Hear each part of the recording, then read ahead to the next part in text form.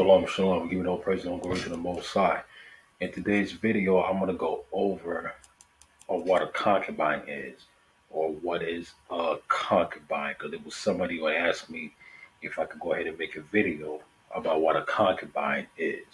But before I could go any much further, you know who you are, all you pussy bacon niggas, you manginites and beta males, you simps who were raised by the black woman who grew up without a father, all you cats calling yourself Israelites who have an issue with other Israelite men dealing with Gentile women. I'm talking about all you other Israelites out there who want to date police other men.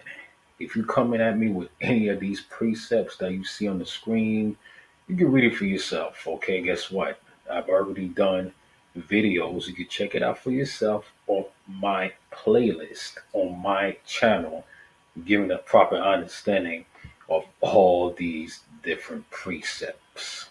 So if you go ahead and leave me any of these precepts on the comment section of this video, your comment will be removed. You'll be better off, like I said, checking my video playlist, because I've done videos on Israelite men dealing with Gentile women. You go ahead and check it out for yourself. So I'm going to get this out of the way. And now, the strong concordance definition for concubine in the scripture is H6370, and the Hebrew word is pelagesh. There's not a whole lot of definitions about the word concubine when you read the scriptures. So it says that a concubine, perhaps of foreign origin.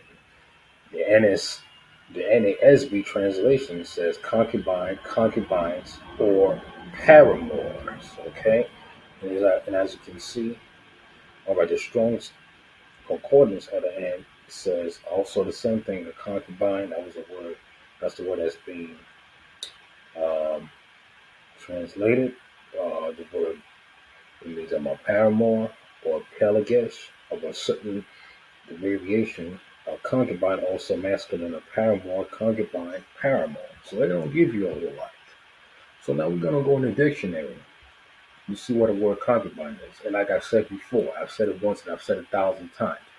If you're going to read any type of strong concordance or any type of definitions in the dictionary or any type of lexicons, you want to make sure that the definitions correlates with whatever that's written in the text. You want to make sure that you're able to go ahead and find example of that particular definition all throughout the Bible. So according to the Merriam-Webster dictionary, it says a concubine, a woman with whom a man cohabits without being married. Such as what? One having recognized social status in a household below that is not a wife. So basically a concubine is a woman that a man is not married to, and she has lower status than a wife. Okay, over here it says her mistress, but when you study the scripture, you're going to find out that a man can't have more than one woman. You can have as many wives, as many concubines as you want. And when you read about the concubines that we dealt with in the scriptures, they were non-Israelite women, they were Gentile women. Okay, now we're going to go in a Cambridge Dictionary's definition, and it says a woman who in some societies lives and has sex with a man she is not married to and has a lower social rank than his wife or wives. So basically, as you can clearly see, a concubine is a woman who lives and who also has sex with a man that she's not married to. It's that simple, man. You know? Whichever way you want to utilize your concubine is entirely up to you. If you just want to go ahead and have sex with her, you just want to have a sexual relationship with her, then that's up to you. But just so you know, she has a lower status than a wife. And I'm going to go over a couple precepts to show you what a wife is, okay?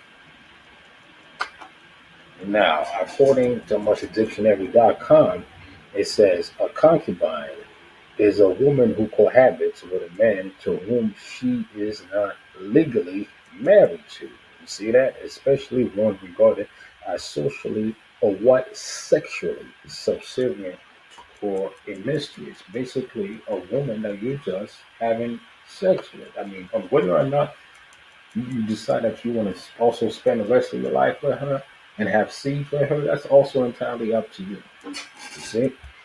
And it says, among polygamists, which is in polygyny people, a secondary wife, usually of an inferior rank. You see that?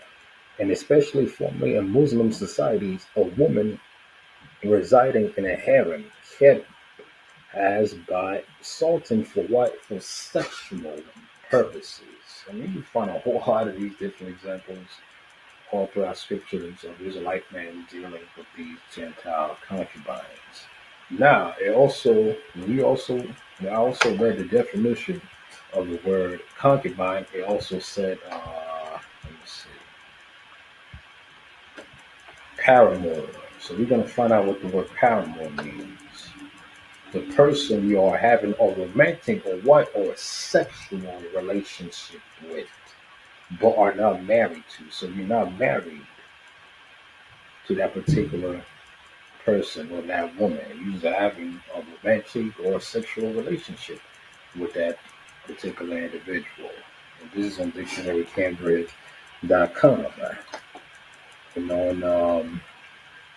Macmillan Dictionary, it says someone who you're having a sexual relationship with, especially someone you are also not married to. There's a big difference between a wife or a concubine.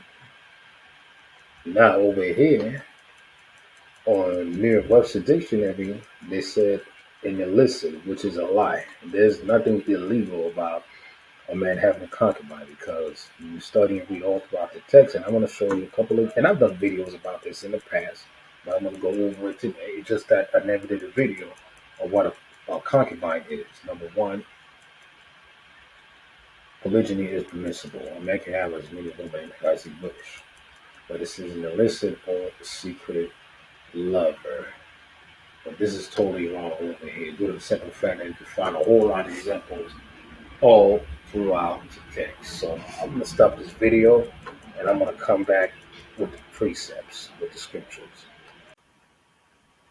All right, so we already read that a concubine is a woman that you're having a sexual or relationship with. She's a woman of a lower status. She's not a wife.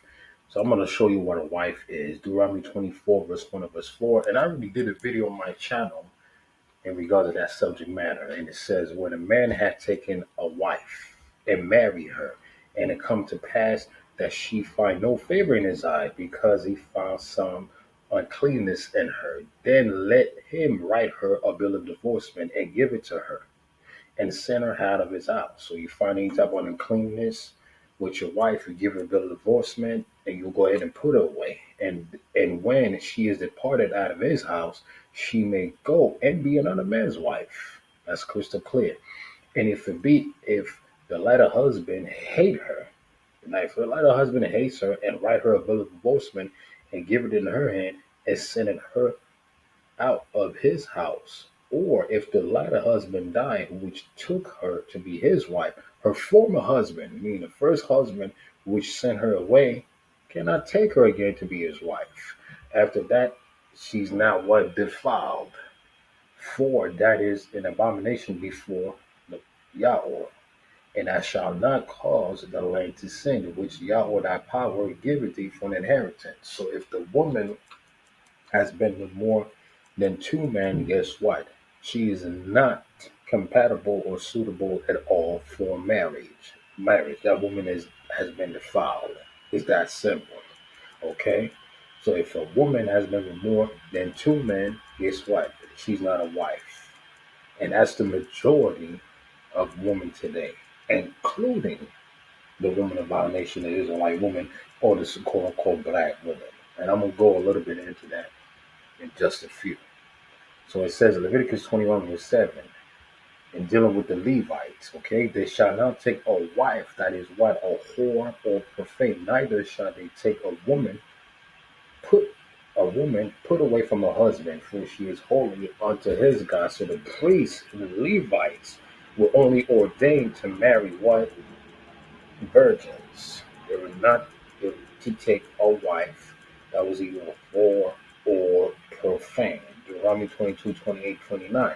If a man find a damsel that is a virgin, which is not betrothed, and lay a hold on her, and lie with her, and they be found, then the man that lay with her shall give unto the damsel's father 50 shekels of silver, and she shall be his wife, because he hath humbled her, that he may not put her away all of his days. And during the 22nd chapter is dealing with the rest of the tribe. So the Israelite men are only supposed to marry virgins. It's that simple. A woman who has not laid with any man. Okay?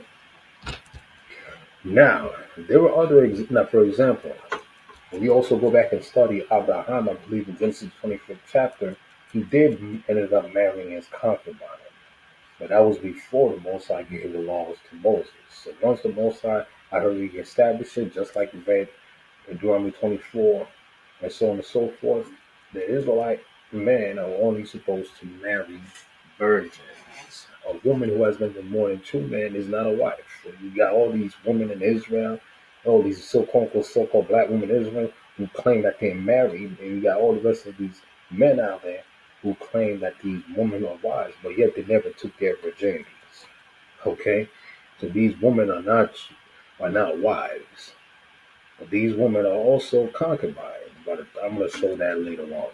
It says Exodus chapter 2, verse 16 and verse 21. Now the priest of Midian had 7 daughters, and he came and drew water and filled through the water their father's flock. And Moses was content to dwell with the man, and he gave Moses Zipporah his daughter to be what? His wife. But you notice somehow Zipporah, okay, she was a Midianite, she was not an Israelite. She was referred to who? She was referred to Moses as his wife. And the reason for that is simply because she was a virgin. She was not a concubine. She was a virgin. Numbers 12 verse 1. And Miriam Aaron spake against Moses because of the Ethiopian woman whom he had married. For he had married an Ethiopian woman. So Moses got himself a second wife, another Gentile woman, not of his nation. She was an Ethiopian.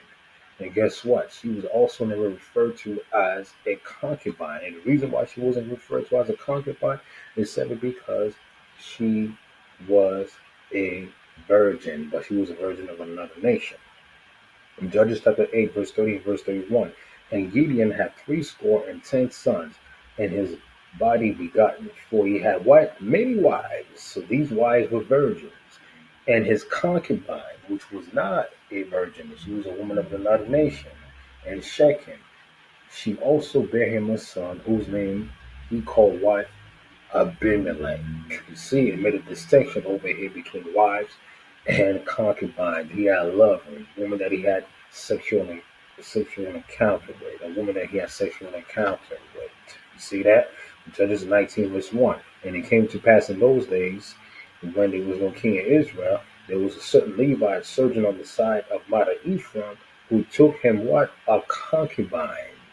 Okay, a sexual partner out of it, Bethlehem, Judah. That woman was not a virgin. She was a woman of another nation that he had a sexual encounter with. Okay. 2 Samuel chapter 3, verse 7. And Saul had what? Also a concubine. She was not a virgin. She was a Gentile woman who was not a virgin, whose name was Rizpah, the daughter of Ai, and said to Abner, wherefore hast thou gone in unto my father's concubine? First Chronicles chapter 2, verse 42, 46, and 48. Now the sons of Caleb, who was the brother of Jamhiel, Mesa, his firstborn, which was the father of Zee, and the sons of Marisha, the father of Gibron, and Ilpha, and Caleb's what? Also had a concubine, bare Haran, but he had a seed with his concubine, and Morah Gazes, Haran begot Gazes. 48. Maacah, Caleb's concubine, bare Sheba, and Tamar. So, like I said before, whichever way you want to go ahead and utilize your concubine, it's up to you. Okay, if you want to have seeds with them, if you want to have her be in a house, cook, clean for you, and take care of the quote unquote so called duties of the household, that's entirely up to you. Or you just want to have a sexual encounter with her, that's up to you also. First Chronicles of the 7 verse 14, the sons of Manasseh, Ariel, whom she bare. And again, Manasseh also had a concubine. She was not a virgin. She was emeritus and bare Machir, the father of Gilead. She was Haram.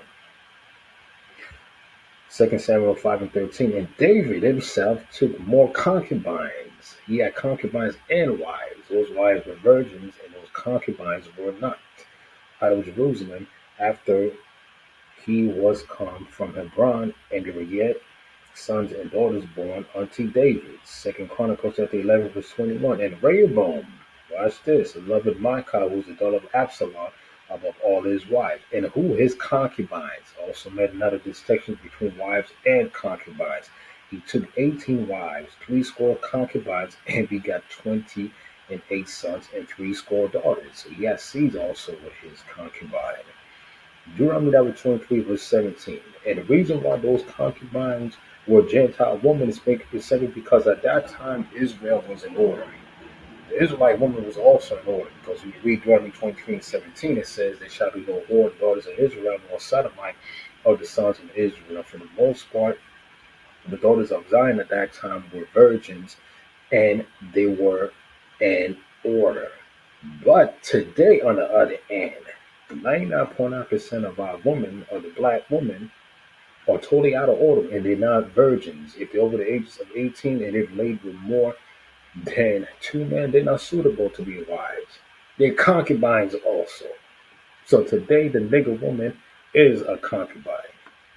And it says, Amos 7:17, therefore, thus said the Lord, thy wife shall be white and harlot in the city, and thy sons and thy daughters shall fall by the sword, and thy land shall be divided by line, and I shall die in a polluted land, and all Israel shall surely go into captivity for out of this land. It did happen during that time, and it still happens to this day. Why? Because our women have become whores and harlots. They're over the ages of 18, and they've been with more than a man or two. Guess what? They're not compatible and suitable to be wives. They've become concubines and harlots. So most of these women today in this society, whether it's an Israelite woman or non-Israelite woman, they fall under the category of being what, a harlot, or aka a prostitute, or a concubine. There aren't too many virgins today. A virgin today is a needle on a haystack. So I'm going to end this video presentation right now, and with that I say shalom.